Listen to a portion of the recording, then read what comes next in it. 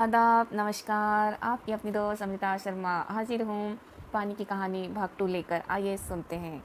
बूंद फिर हिली, मानो मेरे अविश्वास से उसे दुख हुआ हो। सुनो, मैं इस पेड़ के पास की भूमि में बहुत दिनों से इधर उधर घूम रही थी। मैं करोड़ों का हृदय टटोलती फिरती थी कि एकाएक पकड़ी गई। कैसे? मैंने पूछा। वो जो पेड़ तुम देखते हो ना, वो ऊपर ही इतना बड़ा नहीं है, पृथ्वी में भी लगभग इतना ही बड़ा है। उसकी बड़ी जड़ें, छोटी जड़ें और जड़ों के रोए हैं। वे रोए बड़े निर्दयी होते हैं। मुझ जैसे असंख्य जल कणों को वे बलपूर्वक पृथ्वी से खींच लेते हैं।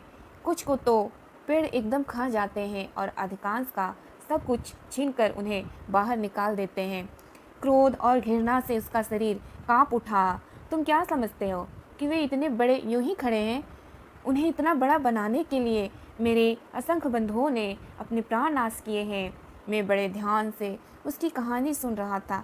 हाँ, तो मैं भूमि के खनिजों को अपने शरीर में घुलाकर आनंद से फिर रही थी कि दुर्भाग्यवश एक रोए से मेरा शरीर छू गया। मैं काफ़ी दूर भागने का प्रयत्न किया, परंतु वे पकड़कर छोड़ना नहीं जानते। मैं रोए में खींच ली गई। फिर क्या हुआ? मैंने पूछा। मेरी उत्सुकता बढ़ चली थी। मैं एक कोठरी में बंद कर दी गई। थोड़ी देर बाद ऐसा जान पड़ा कि कोई मुझे पीछे से धक्का दे रहा है और कोई मानो हाथ पकड़कर आगे को खींच रहा हो। मेरा एक भाई भी वहाँ लाया गया। उसके लिए स्थान बनाने के कारण मुझे दबाया जा रहा था। आगे एक और बूंद मेरा हाथ पकड़कर ऊपर खींच रही थी। मैं उन दोनों के बीच पिस चली। मैं लगभग 3 दिन तक ये सासत भोगती रही। मैं पत्तों के नन्हे नन्हे छेदों से होकर जैसे तैसे जान बचाकर भागी। मैंने सोचा था कि पत्ते पर पहुंचते ही उड़ जाऊंगी, परंतु बाहर निकले पर ज्ञात हुआ कि रात होने वाली थी और सूर्य जो हमें उड़ने की शक्ति देते हैं जा चुके हैं। वायुमंडल में इतने जल कर उड़ रहे हैं कि मेरे लिए वहाँ स्थान नहीं है।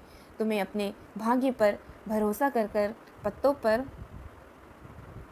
ही सिकुड़ पड़ रही थी।